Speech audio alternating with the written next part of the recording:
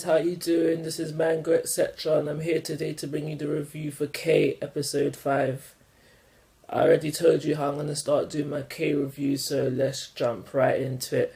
The episode starts off and we have the black dog. We're in a classroom and we have the black dog and he's helping out with all the prep for the upcoming festival that's coming up.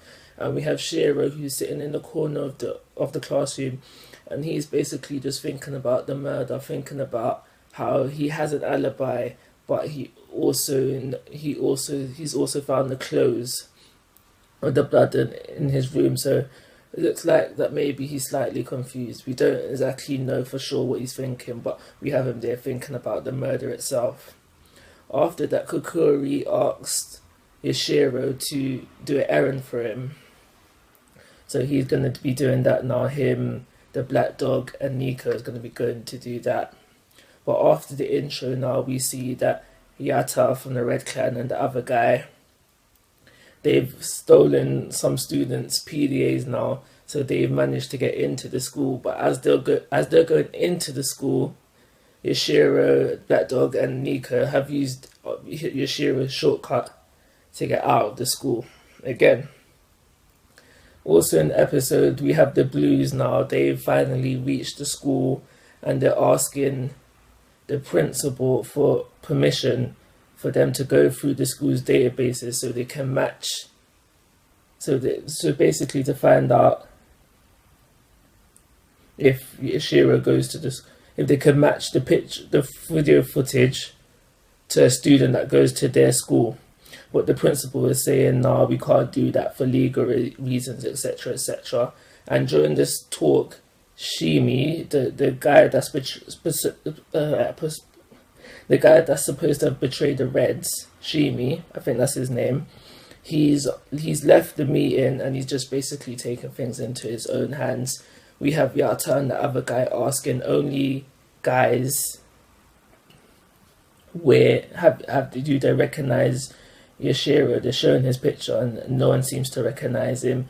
And Shimi has taken matters into his own hands where he's broken into, I think it was the student council, and used Kokori's student ID, was just basically broken into the school's database and is trying to match the video footage picture of the guy who committed the murder to someone who goes to the school. And as he's doing that, he looks out the window now, and as he finishes doing that, he looks out the window and he notices Yata and the other guy from the Red Clan. So he goes down there now, and a fight breaks out between Yata and Shimi, and they're fighting now. And I gotta say, I was really impressed by this fight because I've never seen anybody. I've watched a lot of animes in my time, and I've never seen anyone use a skateboard as a weapon in a fight. So I was very impressed by the stuff that Yata was doing. Quite impressive in my opinion. I've also come to realise, and my opinion might be changed, but Sanctum, the power that Yata is using and the power that Shimi is using, I'm not sure if they're both called Sanctum, but this blue and red power is kind of similar to Armlet Haki in One Piece. Does anyone agree with me, or am I bugging? But for me, for the most part, from what we've seen of it so far, that's what it kind of reminds me of. The whole Armlet Haki from One Piece. But that's just me for now. My opinion on that might change. But the fight keeps going on now, and it eventually gets broken up by the lady from the Blues. She breaks up the fight, and they both go their separate ways. The Blues go one way, the Reds go the other way. And the episode basically ends off with us finding out that the video footage doesn't match. The guy from the video footage doesn't match anyone in the school's database. And we also find out because Yata asks Kokori, does she know this guy? And it just basically seems like Yoshiro doesn't go to the school, and that's how the episode ends. Okay, so what do we learn this episode? The first thing I want to mention that we learned this episode is that the guy from the video footage has a 91% match up with a picture of Shiro. So 91 is quite a bit, but there's still a 9% chance that it wasn't Shiro who committed the murder, basically. We learned some things about Shimi in this episode. We learned that he may actually, in fact, be a traitor. Why I say this is because when Yato was calling him a traitor, and I think it's the same in the previous episode before when he was called a traitor, he doesn't seem to be denying it. So it's either he is a traitor or he just doesn't care what people are saying about him.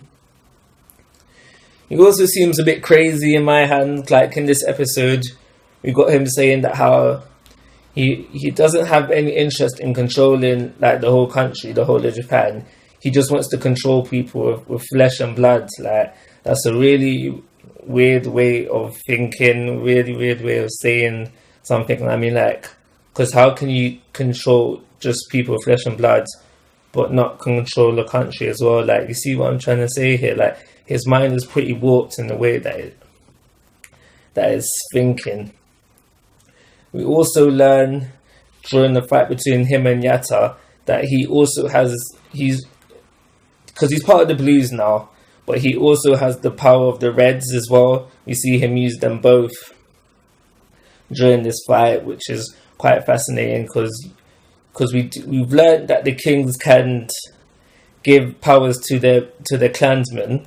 So it's kind of like, why didn't the third king take away his powers when he left the Reds and became the Blues? This might go into the fact that maybe he didn't betray them, because if he did betray them, or even if the third king had the mindset of him feeling betrayed, he would have taken away his powers. So what's kind of going on there?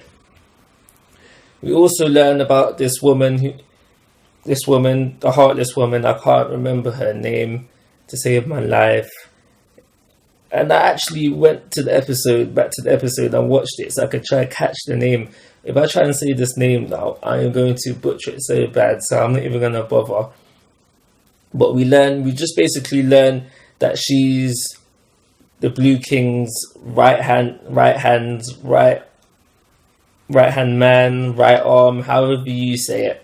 But we basically learned that about her. We also learned that Yatta, that he's captain rank within the Reds clan. He's fairly shy around girls. We get that a lot from the episode, for the fact that he only wants to ask boys, and that how he acted towards Kukuri at the end of the episode when he was shy to ask her, but eventually plucked up the courage to do it. So we learned that from there as well. He's also called a virgin from Shimi. I don't know to how true that is, but it could tie into the fact that why he's shy around girls. Maybe, I don't know.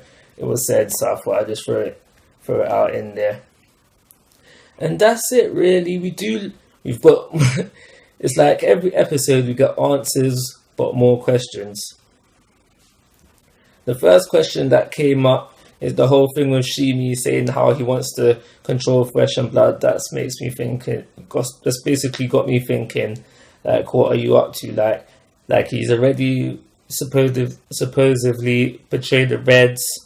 Is he going to betray the Blues and join, like, say, the Gold King? It just seems like this guy who's on his own power trip, basically, and has no loyalty to no clan. That's the kind of feeling I'm getting from him right now.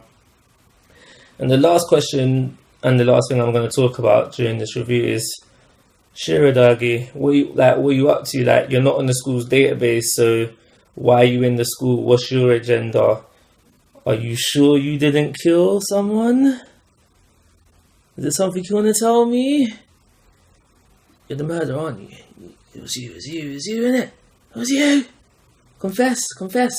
But yeah, seriously though, what's up with Shira? Like, why is he on the school's database? Why, when why when Yata asks Kokuri, did she not recognize him? So like, what's going on there? Yeah, that's the last thing I want to talk about, guys. That's it. So, like always, I'm interested in your thoughts and opinions. If you haven't already, subscribe to my YouTube channel. If you are a fan of manga, etc., don't forget you can follow me on Twitter. We have a Facebook fan page as well that hasn't got no likes yet, so I'm starting to think people don't use Facebook no more. But yeah, head over to one of those two. But most importantly, subscribe if you haven't already. And take care. Have a nice day. I totally forgot two things. And one is more important than the other. But I'm going to do the least important thing first. We also learned that because Shira's not on the school database system, that's probably why he never uses a PDA to get in and out of school, because he doesn't have one, he's not registered. So that's probably why he's always in and out through his little shortcut thing. The other thing I forgot, and round of applause if you realised as well, and you was like, yo, manga, etc., you forgot the rating. You forgot to rate the episode. What's going on? Do your job properly. But I'm sorry, guys. I'm back in time as well, because I didn't go up on YouTube before I put the rating on it. So that's good. I'm going to give this episode a 4-star rating. It would have been a 3-star rating. And I'm going to tell you what made it a 4. Is the whole fight scene, like... And I know some of you might be thinking, compared to other animes as well, that fight scene wasn't that impressive. And I agree, but skateboard. The first time I've seen a skateboard used in a fight, and it was really nice. I liked it. Hopefully we see more skateboard action from Skateboard P. Skateboard Y. But yeah, that's why it's going to be a 4-star rating. I'm done, I think. I hope. I am. I know. Take care. Have a nice day.